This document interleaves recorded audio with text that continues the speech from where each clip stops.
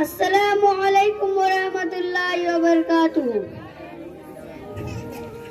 बता क्या पूछता है मुल्क में किसका गुजारा है, मेरी नजरों में देखो मुल्क का दिलकश नजारा है।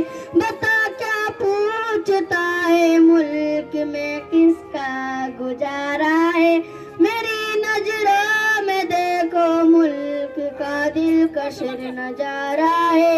मेरी हाथों के रेखाओं में नक्शे हिंद सारा है, लहू के आखिरे कतरे पे हिंदुस्तान पुकारा है। मेरी दिल है मेरी जान है मेरी आंखों का तारा है, ये हिंदुस्तान हिंदुस्तान हिंदुस्तान हमारा है। ये हिंदुस्तान हिंदुस्तान हिंदुस्तान हमारा है। ये हिंदुस्तान हिंदुस्तान हिंदुस्तान हमारा है।